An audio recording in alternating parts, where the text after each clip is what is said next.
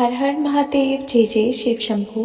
आज हम महाशिव पुराण के विदेश्वर संहिता का अध्याय 24 पढ़ने जा रहे हैं, जिसमें हम पढ़ेंगे भस्म धारण करने की क्या महिमा है, क्यों भस्म धारण की जाती है, इसके बारे में हम विस्तार में पढ़ेंगे। सूत जी ने कहा, हे महर्षियों, अब मैं तुम्हारे लिए समस्त वस्तुओं को पावन करने वाले भस्म का महत्व बताता हूँ। भस्म दो प्रकार की होती है, एक महाभस्म और दूसरी स्वल्प भस्म। महाभस्म के भी अनेक भेद हैं। यह 3 प्रकार की होती है, श्रोता, समर्थ और लौकिक। श्रोता और समर्थ भस्म केवल ब्राह्मणों के लिए ही उपयोग में आने योग्य है। लौकिक भस्म का उपयोग सभी मनुष्यजन कर सकते हैं। ब्राह्मणों को वैदिक मंत्रों का जाप करते हुए भस्म धारण करनी चाहिए तथा अन्य मनुष्य बिना मंत्रों के भस्म धारण कर सकते हैं। उपलों से सिद्ध हुई भस्म आग्नेय भस्म कहलाती है।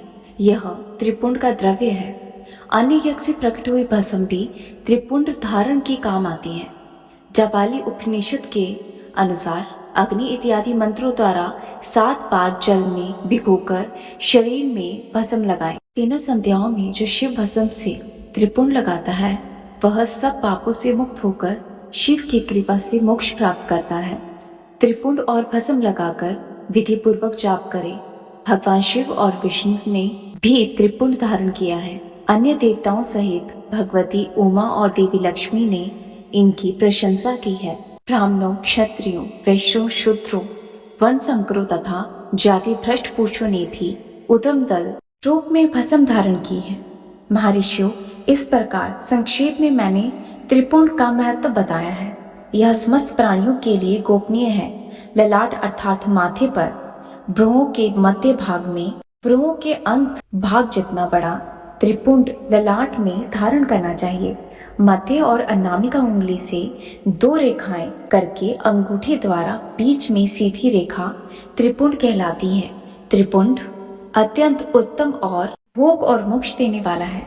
त्रिपुंड की एक एक रेखा में 9 देवता हैं जो सभी अंगों में स्थित है। प्रणव का प्रथम अक्षर आकार, ग्रह पतन अग्नि, पृथ्वी धर्म, रजोगुण ऋग्वेद, क्रिया शक्ति प्रातः सवन तथा महादेव ये त्रिपुंड की प्रथम रेखा के 9 देवता है। प्रणव का दूसरा अक्षर दशाग्नि, आकाश, सतव गुण, यजुर्वेद, मध्य दिन, सावन, इच्छा शक्ति, अंतरात्मा तथा महेश्वर ये दूसरी रेखा के 9 देवता है।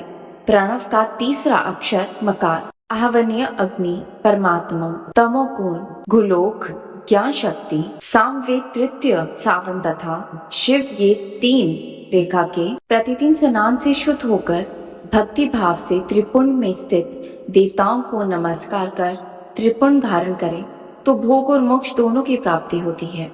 भस्म को 20, 16, 8 अथवा 5 स्थानों में धारण करें।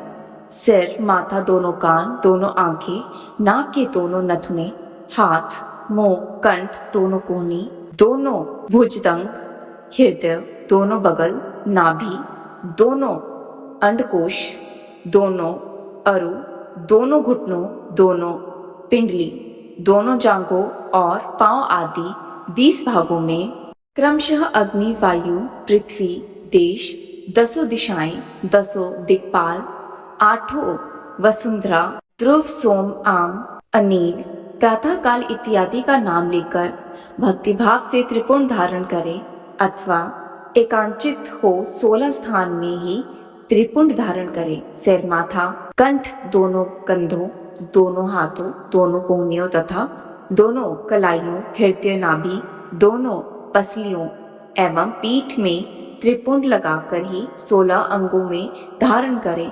तब अश्विनी कुमार, शिव शक्ति, रुद्र, ईश, नारद और वामा आदि 9 शक्तियों का पूजन करके उन्हें त्रिपुंड में धारण करें। सिर, बालों, दोनों कान, मुंह, दोनों हाथों, हृदय, नाभि, अरुयुगल, दोनों पिंडली एवं दोनों पांव। इन 16 जगहों में क्रमशः शिव, चंद्रमा, रुद्र, ब्रह्मा, गणेश, लक्ष्मी, विष्णु, शिव, प्रजापति, नाग और दोनों नाग कन्या, ऋषि कन्या, समुद्र तीर्थ इत्यादि के नाम स्मरण करके त्रिपुंड भस्म धारण करें।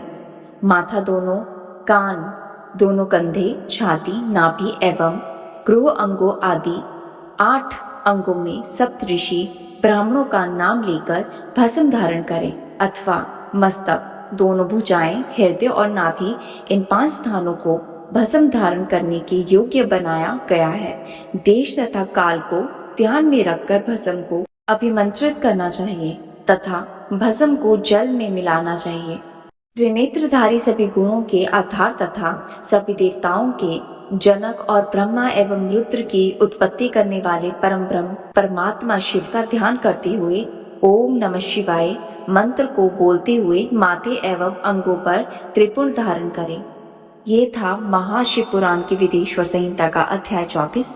मिलते हैं अगली वीडियो में, तब तक के लिए हर हर महादेव, जय जय शिव शंभू। मेरा आप सभी से निवेदन है, वीडियो अच्छी लगे तो वीडियो को लाइक ज़रूर करें, चैनल को सब्सक्राइब करें।